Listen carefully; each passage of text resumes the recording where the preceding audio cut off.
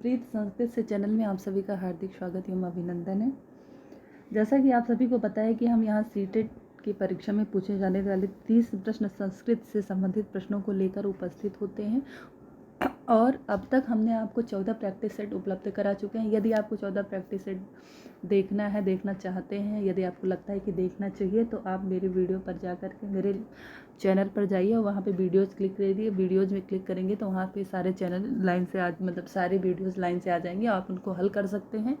और ये practice set संख्या 15वां है जिसका पार्ट 1 लेकर उपस्थित हुई हूँ।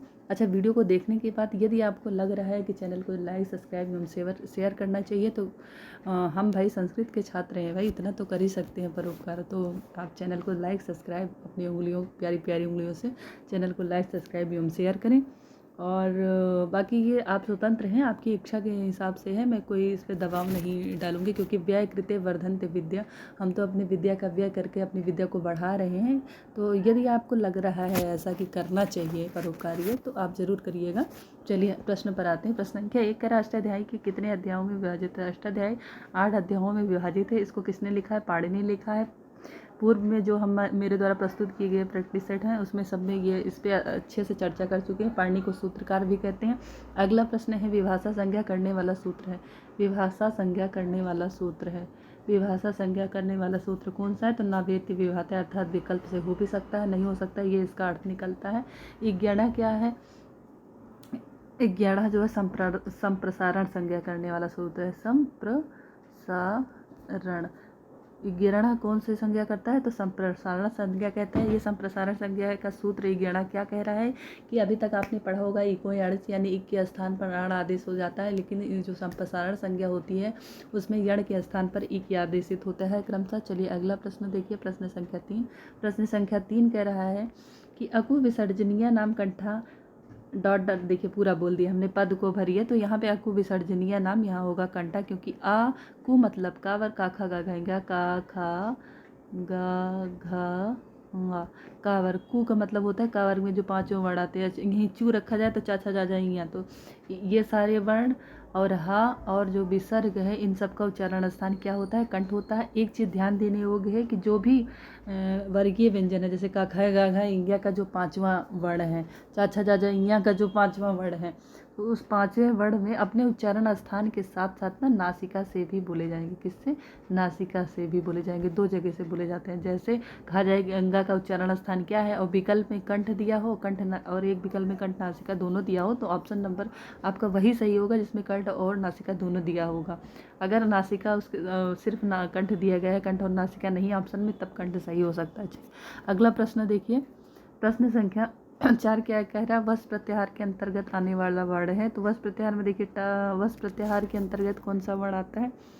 तो वस प्रत्याहार में देखिए टा नहीं आता है, शा भी नहीं आता है, का भी नहीं आता है, क्या आता है? इया आता है। इसलिए ऑप्शन नंबर ए आपका सही होता है। अगले प्रश्न पर बढ़ते हैं। प्रश्न संख्या 5। प्रश्न संख्या 5 कह रहा है गमनार्थक, ज्ञानार्थक, भक्षणात्मक और अकर्मक धातुओं के योग में कौन सी संज्ञा होती है? तो सबसे पहले आप ये जानिए कि जो अकर्मक धातुएं होती हैं वो 16 है। उनकी संख्या कितनी है? 16। अगर पूछ लिया जाए अकर्मक धातुओं की संख्या कितनी है, तो 16। 2 या चपच बुरा 7 मत है, मुँह से नी, ह्री, कृष्वा, इस तरीके से 16 कर्मक धातुएं हैं। ठीक है। और गमनार्थक, ज्ञानार्थक, भक्षणार्थक 16 कर्मक धातुओं के योग में कौन की क्या संज्ञा होती है? तो इनकी कर्म संज्ञा होती है। कर्म संज्ञा होकर यहाँ पे द्वितीय विभक्ति लग जाती है। अगर विभक्ति पूछता है कौन सी लगती है, तो द्वितीय विभक्ति लगी। चलिए अगला प्रश्न देखिए, शर्त सानच प्रत्यय की संज्ञा होती है। तो शर्त और सानच प्रत्यय की सत संज्ञा होती है। ऑप्शन नंबर बी सही होता है। घी संज्ञा किसी की होती है? तो शेषः घी सूत्र है। शेषः घी, शेष घी मतलब जो बचे हुए होते हैं उनको घी संज्ञा होती है। निष्ठा किसकी होती है? तो निष्ठा होती है कत, आधा का होगा ये, और कत्वतु, कत्वतु, इन दोनों प्रत्ययों की क्या होती है? निष्ठा संज्ञा। नदी संज्ञा किसकी होती है? तो यूस त्राख्यो नदी, यूस त्राख्यो नदी, यूस त्राख्यो नदी होती है। चलिए यहाँ पे सत सानच की कौन सी संज्ञा होती है? तो ऑप्शन नंबर बी सत संज्ञा होती है, सही होगा। चलिए अगले प्रश्न पर आते हैं। प्रश्न संख्या 7 कह रहा है कि अनुस्वार का उच्चारण स्थान क्या है? अनुस्वार, जैसे हम तो अनुस्वार का उच्चारण स्थान क्या होता है? नासिका होती है, नाक से बोला जाता है। चलिए अगला प्रश्न देखिए, प्रश्न संख्या 8 कह रहा है कि इंद्रकील पर्वत का वर्णन किस ग्रंथ में प्राप्त होता है? इंद्रकील पर्वत का वर्णन किस ग्रंथ में प्राप्त होता है? तो देखिए किरातार्जुनीय में एक ग्रंथ है, महाकाव्य है, 7 सर्गों में विभाजित, 17 सर्गों में विभाजित है, महाकवि कालिदास द्वारा लिखा गया है। और इसमें कुमार मतलब पार्वती और शिव का विवाह, उसके बाद कुमार कार्तिकेय का जन्म होता है, कार्तिकेय के द्वारा तारकासुर का वध होता है इत्यादि वर्णन जो है इसमें किरातार्जुनीय में है। ये सब हम पहले चर्चा कर चुके हैं। लेकिन जो इंद्रकील पर्वत का वर्णन है ये भी वर्णन किरातार्जुनीय के प्रथम सर्ग में शुरू में इंद्रकील पर्वत का वर्णन किया गया है। तो ये जो है आपका क्या हो जाएगा? ऑप्शन नंबर 20 सही हो जाएगा, शिशुपाल वधम। शिशुपाल वधम में जो है शिशुपाल का वध होता है भगवान श्री कृष्ण के द्वारा, ठीक है। मेघदूतम में मेघ और क्या कहते हैं यक्ष इत्यादि, यक्ष और कुबेर इत्यादि का वर्णन है। चलिए अगला प्रश्न देखिए, इसमें ऑप्शन नंबर 20 सही होगा। प्रश्न संख्या 9 देखते हैं। प्रश्न संख्या 9 कह रहा है कि प्रसिद्ध गद्य काव्यकार सुबंधु की रचना है। सुबंधु ने क्या लिखा था? सुबंधु की रचना क्या है? प्रसिद्ध गद्य काव्य सुबंधु ने वासवदत्ता लिखा था, ठीक है। क्या लिखा था? वासवदत्ता। चलिए अगला प्रश्न देखिए, जिसमें चारुदत्त और बसंत सेना का वर्णन है। चलिए अगला प्रश्न देखते हैं, प्रश्न संख्या 10। प्रश्न संख्या 10 कह रहा है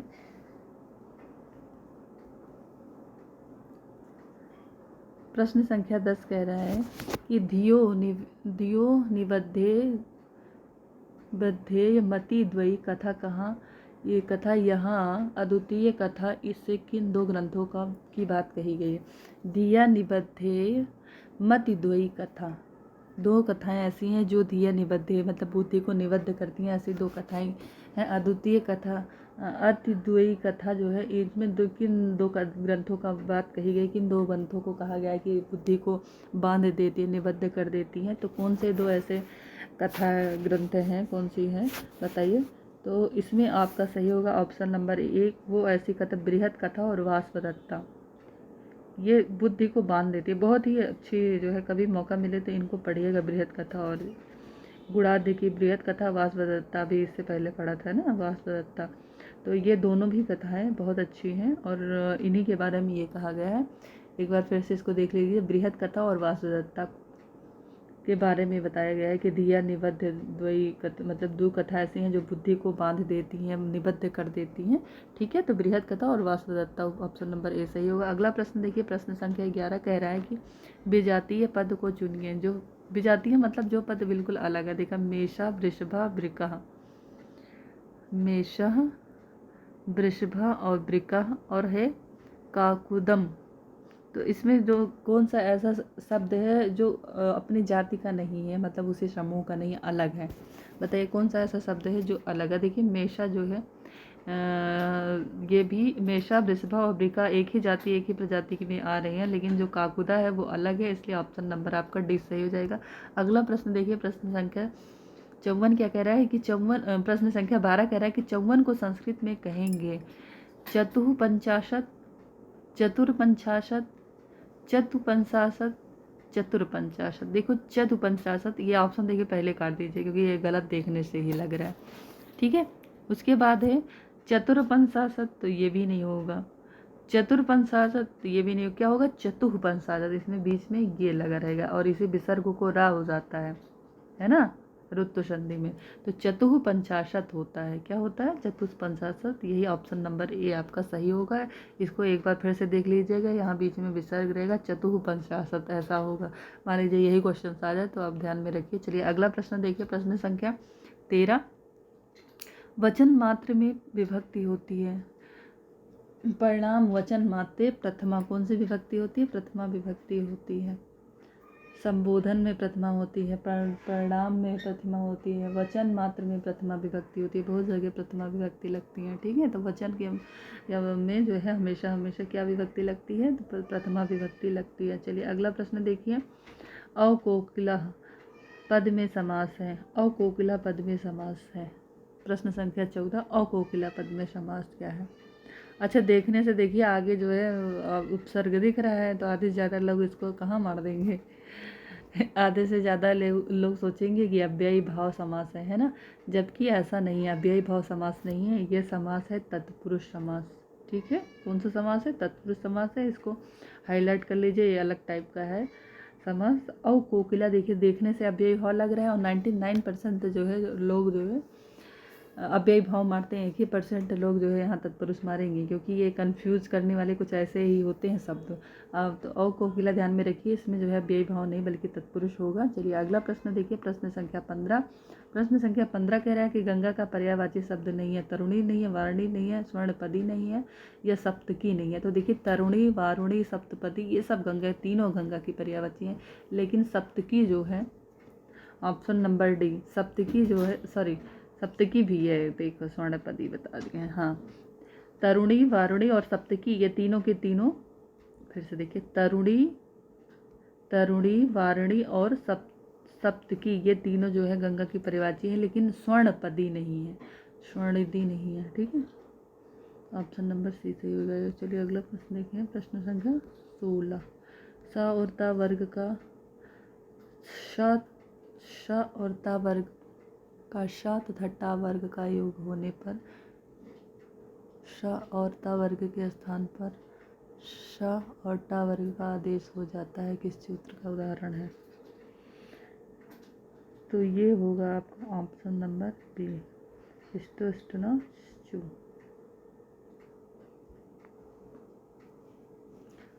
ऑप्शन नंबर बी सही होगा। चलिए अगला प्रश्न देखते हैं, प्रश्न संख्या 17। प्रश्न संख्या 17 कह रहा है कृतज्ञ का विलोम शब्द क्या होगा?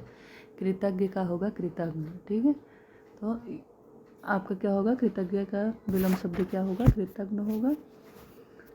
प्रैक्टिस सेट नंबर 15 का पार्ट 1 यहीं पे समाप्त हो रहा है, और पुनः शीघ्र ही हम पार्ट 2 लेकर उपस्थित हो रहे हैं। तब तक के लिए आप सभी को नमो नमः, और अपनी तैयारी आप करते चलिए। और ईश्वर से मेरी यही कामना है कि आप सभी सीटेट होने वाली सीटेट की परीक्षा में सफल हों, अच्छे अंकों के साथ सफल हों, और ख़ास तौर पे संस्कृत में आप सभी के 28-29 से कम ना आए, यही मैं ईश्वर से कामना करूँगी। और दूसरा अंत में फिर एक चीज़ मैं कहूँगी कि यदि हो सके तो चैनल को लाइक, सब्सक्राइब, शेयर अवश्य करिएगा। नमो नमः।